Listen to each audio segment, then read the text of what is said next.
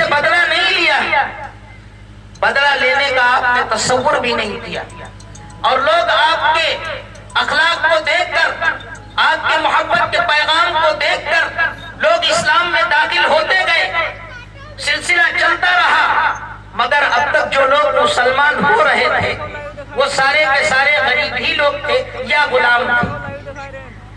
کس طرح ستایا گیا اللہ کے نبی علیہ السلام کو اور آپ کے ماننے والوں کو، کوئی دقیقہ باقی نہیں رکھا گیا۔ آخرکار وہ دن بھی آیا ہے کہ تمام قریش مکہ نے بیٹھ کر کے، کفار و مشرکین نے بیٹھ کر باقاعدہ ایک مشورہ کیا ہے، میٹنگ کی ہے کہ کیا کیا جائے، مسلمانوں کو کس طرح سے روکا جائے، محمد صلی اللہ علیہ وسلم کے لائے ہوئے دین کو کس طرح ان کو روکا جائے، کس طرح روکا جائے۔ ہمارے معبودوں کی برائی کر رہے ہیں، اللہ کے نبی علیہ السلام کے اور آپ کے ماننے والوں کے خلاف باقاعدہ ایک معاہدہ لکھا گیا، اور معاہدہ لکھ کر کے خانہ کعبہ میں لٹکا دیا گیا کہ اس کی خلاف ورزی کرنے کی کسی کو ہمت نہیں تھی۔ 3 سال تک مسلمان گھاٹی میں قید رہے ہیں، سب کچھ برداشت کیا ہے، سب کچھ برداشت کیا ہے، سارے تعلقات ختم کر دیے گئے، لکھ کر لٹکا دیا گیا کہ نہ مسلمانوں سے کوئی مل سکتا ہے اور نہ ان سے کوئی چیز بیچ سکتا ہے، نہ خرید سکتا ہے، نہ ان کو اپنے یہاں آنے دے سکتا ہے۔ سارے رشتے ناطے ختم کر دیے گئے، سوشل بائیکاٹ کر دیا گیا اہل ایمان کا۔ اب مسلمانوں کے پاس جو کچھ بھی تھا آخر کب تک چلتا، کب تک چلتا، وقت گزرتا گیا، سب کچھ ختم ہے۔ اب اگر کوئی نکلتا بھی ہے کہ باہر سے قافلے آ رہے ہیں کچھ خرید لیں، تو قریش مکہ باہر ہی جا کر کے قافلے والوں سے سارا سامان خرید لیتے اور پھر اتنا مہنگا کر کے بیچتے ہیں کہ ان گھاٹی میں قید مسلمانوں کے لیے لینا دشوار ہوتا ہے۔ 3 سال تک اسی حالت میں گزارے ہیں، نوبت یہاں تک آ پہنچی کہ درختوں کے پتے چبا چبا کر کے اپنی زندگی بسر کی ہے، وقت گزارا ہے۔ چھوٹے چھوٹے بچے بھوک کی وجہ سے تڑپ رہے ہیں، بے قرار ہیں، چیخ و پکار سننے والا کوئی نہیں ہے۔ حضرت امیر حمزہ رضی اللہ تعالی عنہ اور حضرت عمر ابن خطاب رضی اللہ تعالی عنہ شیران مکہ اللہ کے نبی کی داڑھی میں ہاتھ ڈال رہے ہیں، خوشامد کر رہے ہیں کہ یا رسول اللہ اب تو اجازت دے دیجئے تلوار اٹھانے کی، یا رسول اللہ اب تو اجازت دے دیجئے۔ آقا علیہ السلام نے فرمایا صبر کرو، صبر کرو، صبر کی تلقین کر رہے ہیں۔ اللہ کے نبی علیہ السلام فاقوں پر فاقے، جتنے بھی مسلمان ہیں سب فاقوں پر فاقے کر رہے ہیں۔ حضرت خدیجہ رضی اللہ تعالی عنہا کے یہاں سے کچھ تھوڑا بہت کھانا چپکے سے آ جاتا تھا تو خود نہیں کھاتی تھی، بچوں میں تقسیم کر دیا کرتی تھی، بچوں میں تقسیم کر دیا کرتی تھی۔ حالانکہ ضرورت خود کو بھی ہے، خود بھی بھوکی ہے، مگر بچوں کے آگے لقمہ حلق سے نہیں اترتا۔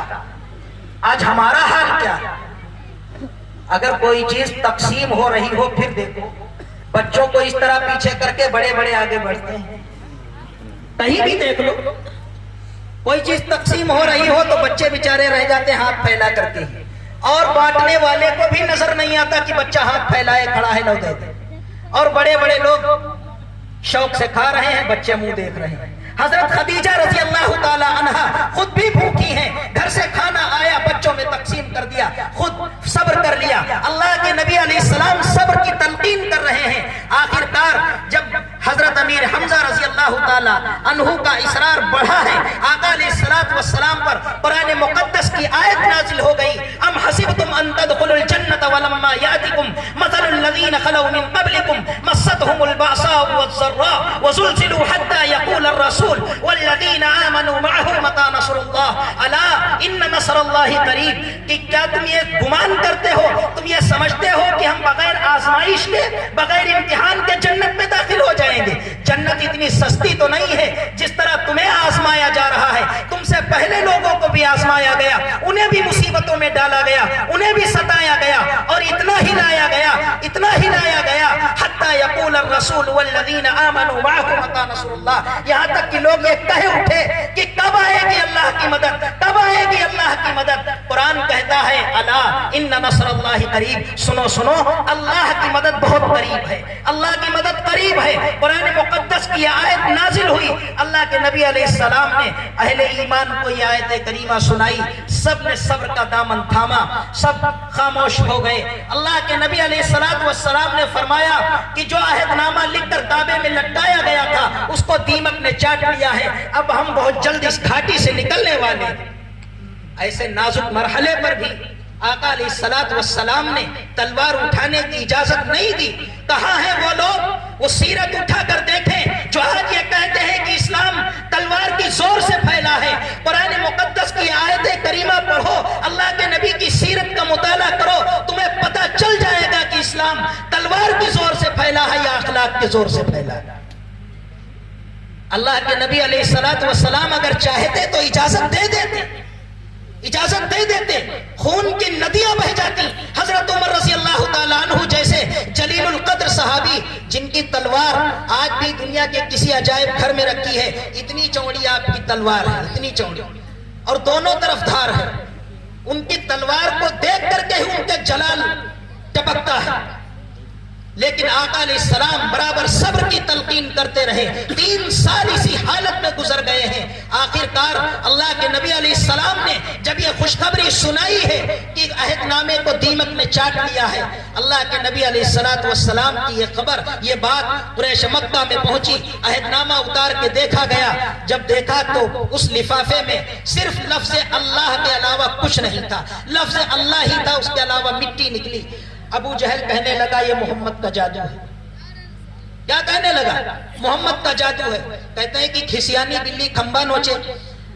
اب جب اس نے یہ بات کہی تو انہی میں سے کچھ لوگ کھڑے ہو گئے، کہا اب تمہاری خیر نہیں ہے، تمہارا اپنا یہ قانون ہے کہ جب تک لکھاوٹ باقی رہے گی، تحریر باقی رہے گی، اس وقت تک یہ قانون رہے گا۔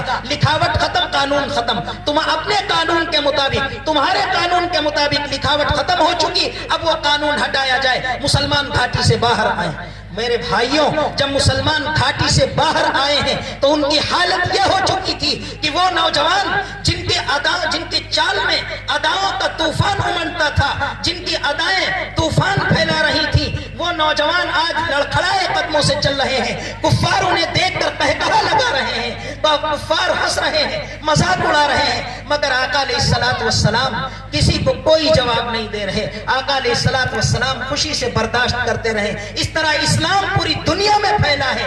کیا نہیں کیا گیا اللہ کے نبی کے ساتھ؟ آپ گھاٹی سے باہر آئے، کچھ ہی عرصہ گزرا تھا کہ آپ کی چہیتی بیوی ام المومنین حضرت خدیجہ الکبریٰ رضی اللہ تعالی عنہا اللہ کو پیاری ہو گئی۔ اب آپ کا غمخوار کون رہا؟ غمخوار کوئی نہیں۔ چچا ابو طالب بھی دنیا سے رخصت ہو گئے، اب آپ کی حمایت کرنے والا کوئی نہیں۔ آقا علیہ السلام نے یہ سوچا، خیال کیا کہ طائف کا سفر کریں، شاید وہاں کے لوگ، وہاں کے سردار ایمان لے آئیں۔ اگر وہاں کے سردار ایمان لے آئیں تو اسلام کی قوت مضبوط ہو جائے گی، طاقت بڑھ جائے گی۔ اللہ کے نبی علیہ السلام نے طائف کا سفر کیا ہے۔ آقا علیہ السلام وہاں جا کر کے وہاں کے 3 سرداروں سے ملے ہیں، لیکن جب آقا علیہ السلام پہنچے ہیں تو انہوں نے اپنی پرانی روایت کا، جو وہاں کی مہمان نوازی مشہور تھی کہ کوئی اجنبی یا غیر اجنبی نوارد مہمان ہوتا تھا، اس کی دل کھول کر کے خاطر مدارات کرتے تھے۔ آقا علیہ السلام جب اللہ کا پیغام لے کر کے پہنچے ہیں تو بڑی بے رخی سے جواب دیا ہے اور آپ کو ایسے ایسے الفاظ کہے ہیں، الامان والحفیظ، زبان پر لاتے ہوئے بھی شرم آتی ہے۔ آقا علیہ السلام سے کہا فوراً ہمارے شہر سے نکل جاؤ۔ آقا علیہ السلام سے ایک شخص نے کہا کہ واہ بھائی، تم ہی اللہ کو ملے تھے نبی بنانے کے لیے، اگر اللہ کو کسی کو نبی بنانا تھا تو ہم میں سے کسی رئیس آدمی کو نبی بنا دیتے۔ اور ایک کہنے لگا کہ میں تو تم سے بات ہی نہیں کرنا چاہتا، اگر واقعی تم اپنے دعوے میں سچے ہو تو تمہاری بات سے انکار کرنا خطرے سے خالی نہیں، اور اگر تم جھوٹے ہو تو ہم جھوٹے آدمی سے بات نہیں کرنا چاہتے۔ اللہ کے نبی علیہ السلام سے کہا کہ تم ہمارے شہر سے فوراً نکل جاؤ، جہاں تمہاری چاہت کی جگہ ہو وہاں چلے جاؤ۔ آقا علیہ السلام جب نکلے ہیں، شہر سے نکلنے لگے تو اوباش اور شرارتی لڑکوں کو لگا دیا، انہوں نے پتھر برسائے ہیں، ادھر سے بھی پتھر پڑ رہے ہیں، ادھر سے بھی پتھر پڑ رہے ہیں۔ نقیلے پتھر آ کر کے جب اللہ کے نبی علیہ السلام کے جسم اطہر پہ لگتے ہیں تو خون کا فوارہ چھوٹتا ہے۔ آپ کے ساتھ حضرت زید بن حارثہ رضی اللہ تعالیٰ عنہ ہے۔ آقا علیہ السلام کو بچاتے بچاتے خود بھی زخمی ہو گئے. جب دشمن مارتے مارتے تھک گئے ہیں، آقا علیہ السلام جا کر کے ایک باغیچے میں بیٹھ گئے. آقا علیہ السلام کے زخموں سے جو خون نکلا، جوتوں میں بھرا، جوتے خون کے سوکھنے کی وجہ سے چپک گئے ہیں پیروں میں. اللہ تبارک و تعالیٰ کی رحمت کو جوش آیا ہے. آقا علیہ السلام نے وہاں پر دعا مانگی ہے، اللہم اشکو الیک ضعف قوتی وقلت حیلتی وہوانی علی الناس یا ارحم الراحمین انت رب المستضعفین الی من تکلنی ملکتہ امینا بعید یتجہمنی. اے اللہ، میں آپ سے اپنی کمزوری کی شکایت کرتا ہوں، اپنی تدبیر کی کمی کا گلہ کرتا ہوں. اگر آپ مجھ سے ناراض نہیں ہیں، مجھے کوئی پرواہ نہیں. اگر آپ ناراض ہیں تو آپ کی ناراضگی کا اس وقت تک دور کرنا ضروری ہے جب تک آپ راضی نہ ہو جائیں. اور کیا آپ ہمیں ایسے دشمن کے حوالے کر رہے ہیں جو منہ چڑھانے والا ہے. اے اللہ، آپ کے علاوہ کوئی طاقت نہیں ہے، کوئی قوت نہیں ہے. اللہ کے نبی علیہ السلام کی یہ دعا آپ نے جب دعا کی ہے، آقا فرماتے ہیں کہ بادل کا ٹکڑا نظر آیا، اس میں جبریل امین تھے. آپ نے وہی سے سلام کیا ہے اور اس کے بعد سامنے آئے. فرمایا یا رسول اللہ، آپ کی گفتگو جو سرداروں سے ہوئی تھی، اللہ نے وہ گفتگو سنی ہے اور ان کی باتوں کا جواب دیا ہے، اور آپ کے سامنے ایک پہاڑوں کے فرشتے کو بھیجا ہے. آپ اسے جو حکم دے وہ کرنے کو تیار ہے. آقا علیہ السلام کی آنکھوں میں آنسو آ گئے. پہاڑوں کا فرشتہ سامنے آیا اور عرض کیا یا رسول اللہ، اب آپ کے زخم ہم سے نہیں دیکھے جا رہے، اب آپ کی تکلیف ہم سے نہیں دیکھی جا رہی. یا رسول اللہ، اجازت دیجئے میں دونوں جانب کے پہاڑوں کو ایک میں ملا دوں اور بیچ میں طائف والوں کو پیس دوں. آقا علیہ السلام نے فرمایا کیا تمہیں اللہ نے حکم دے کر کے بھیجا ہے؟ فرمایا نہیں، اللہ نے حکم تو نہیں دیا، بس اتنا کہا کہ میرا محبوب جو حکم دے وہ کرنا. آقا نے فرمایا تو جاؤ تم اپنا دھندا کرو، ہمیں تمہاری کوئی ضرورت نہیں ہے. آقا علیہ السلام کی آنکھوں میں آنسو آ گئے. آپ نے چشم پرنم دل پرغم کے ساتھ دعا فرمائی کہ اے اللہ، میری قوم کی مغفرت کر دے، یہ مجھے جانتے نہیں ہیں. اے اللہ، اور مزید برا آپ نے آئندہ کے لیے دعا کی کہ اے اللہ، اگر کبھی ان کی تکلیفوں سے میں ان کی تکلیفوں کی تاب نہ لا سکوں اور میری زبان سے کوئی بددعا یا کلمات نکل جائیں، اے اللہ میری اس بددعا کو قبول نہ کر. کہاں ملیں گے ایسے نبی؟ آقا علیہ السلام کو مسکراتے ہوئے تو سب نے دیکھا، مگر دل کی کرچوں کو کس نے دیکھا تھا؟ دل کے زخموں کو کس نے دیکھا تھا؟ اللہ کے نبی علیہ السلام اس نازک مرحلے پر بھی اپنے دشمنوں کے لیے دعا کر رہے ہیں. یہ ہے پیغمبر کے اخلاق. اللہ کے نبی علیہ السلام کے انہی اخلاق کو دیکھ کر کے دشمنوں نے اسلام قبول کیا ہے. جو آپ کو قتل کرنے آتے تھے وہ آپ کے سامنے آ کر کے اسلام قبول کرتے تھے. آپ نے بارہا واقعہ سنا ہوگا. آقا علیہ السلام کسی غزوے سے واپس آ رہے تھے، شدید گرمی کا موسم ہے، دوپہر کا وقت ہے. آقا علیہ السلام راستے میں کیکر کے درخت تھے، وہاں آپ نے پڑاؤ ڈال دیا. صحابہ کرام نے بھی آقا علیہ السلام سے تھوڑی دور ہٹ کر کے آرام کرنا شروع کر دی، اپنے اونٹ بٹھا دیے. آقا علیہ السلام ساتھیوں سے دور ہیں، جیسے ہی لیٹے ہیں، تھکے ہوئے تھے، لیٹ گئی، نیند آ گئی. آپ کی تلوار پیڑ پر لٹکی ہوئی. ایک دشمن آپ کی طاق میں تھا، اس نے جب دیکھا کہ محمد اپنے ساتھیوں سے دور ہے اور تلوار بھی لٹکی ہوئی ہے، سوچا کہ گولڈن چانس ہے، اس سے اچھا چانس کہیں نہیں ملے گا، چلو دو چار کا معاملہ کر لو، فیصلہ کر لو یہیں پر. آیا ہے، اللہ کے نبی کی تلوار اٹھائی، تلوار تان دی ہے، اس نے تلوار تان دی، قریب تھا کہ حملہ کر دیتا. آقا علیہ السلام کی آنکھ کھل گئی. آقا علیہ السلام اٹھ کے بیٹھے، فرمایا، دشمن کو دیکھا. دشمن کہنے لگا کہ من یمنعک منی یا محمد، اے محمد بتا تمہیں ہم سے کون بچائے گا؟ آقا علیہ السلام نے بڑے سکون سے جواب دیا، اللہ. اور ساتھی قلبی توجہ ڈالی. دشمن کانپنے لگا ہے، ہاتھوں میں لرزہ طاری ہو گیا، تلوار وہیں دی گئی.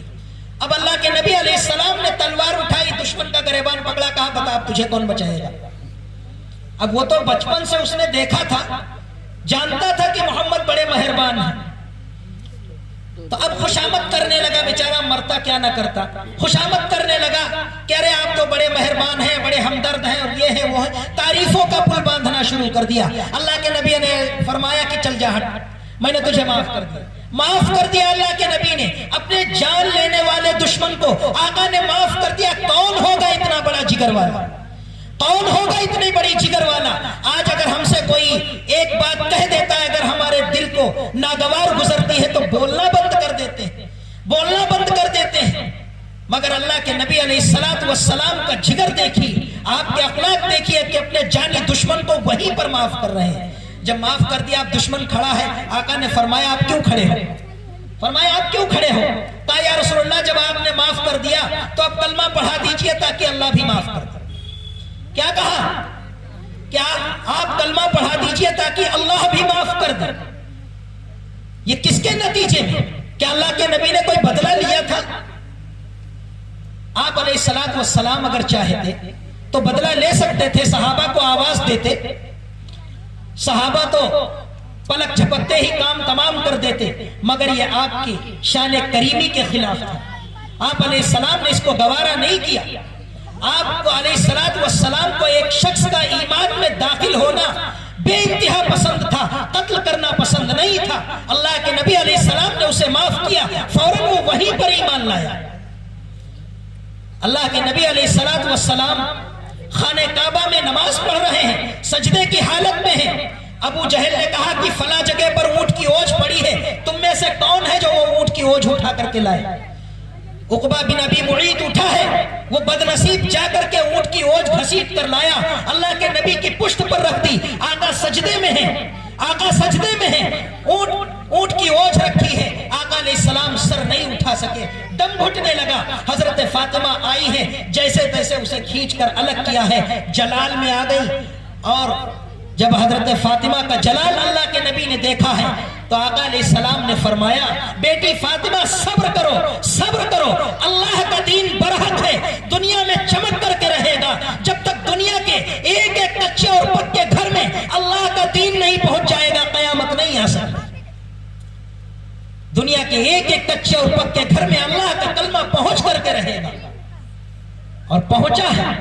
اور اسلام بلند ہونے کے لیے آیا ہے، بلند ہوتا رہے گا. کس کی بنیاد پر؟ اللہ کے نبی کے اخلاق کی بنیاد پر پھیلا ہے.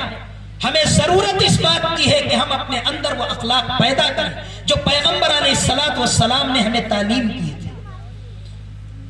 مگر افسوس ہوتا ہے کہ ہمیں آپس میں لڑنے سے فرصت نہیں ہے.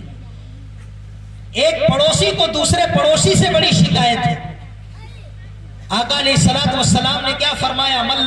واللہ لا یؤمن، واللہ لا یؤمن، خدا کی قسم وہ شخص ایمان والا نہیں، خدا کی قسم وہ شخص ایمان والا نہیں. صحابہ حیرت میں پڑ گئے، آخر کون ہے جو ایمان والا نہیں؟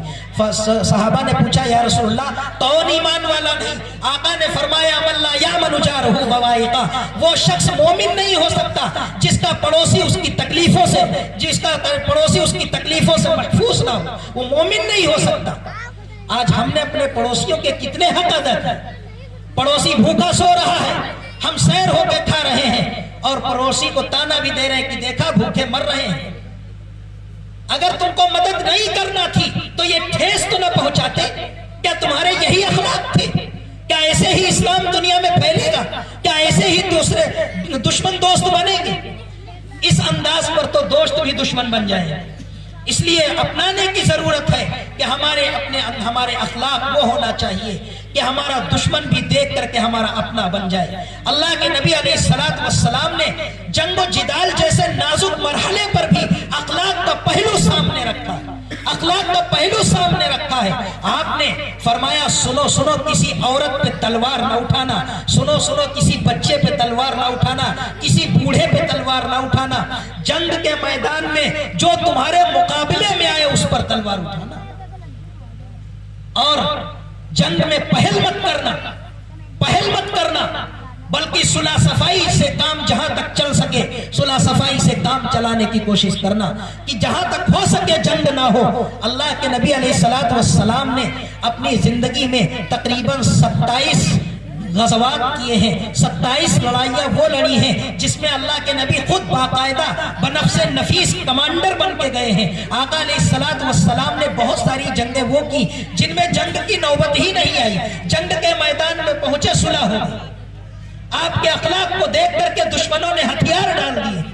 हमारा हाल क्या है कि हमारे अपने भी हमसे मुंह मोड़ते हैं। ये है हमारे अखलाक। हम अपने पड़ोसी को देखते हैं तो हसद की वजह से आग बगोला होते हैं। अल्लाह के नबी अलैहिस्सलाम ने फरमाया कि जिब्रील अमीन जब भी मेरे पास आए हैं उन्होंने पड़ोसी के इतने हुकूक बयान किए, मुझे ये अंदेशा होने लगा कि कहीं ऐसा ना हो मीरास में हिस्सा भी मुतय्यन कर दे।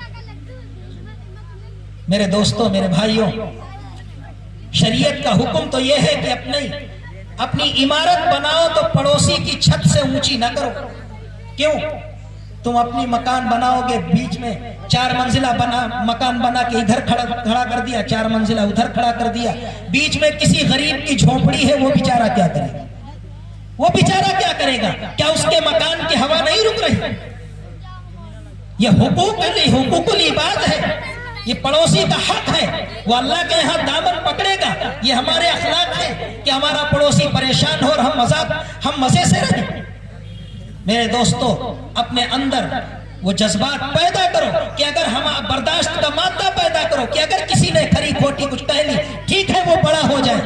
क्या आपने नहीं सुना हजरत यूसुफ अलैहिस्सलाम के भाइयों ने आपको कुएं में डाल दिया था, लेकिन जब यूसुफ अलैहिस्सलाम की ठोकरों में मिस्र का तख्त शाही आया है तो क्या आपने भाइयों से बदला लिया था? क्या भाइयों से आपने बदला लिया? आप चाहते तो बदला ले सकते थे, मगर भाइयों से कहा कि जाओ घर वालों को भी यही साथ ले आना। सूरह यूसुफ में तफसील से वाक़या है, तफसील का मौका नहीं है, वक्त काफी हो रहा है। अल्लाह के नबी अलैहिस्सलाम ने जो अखलाक हमें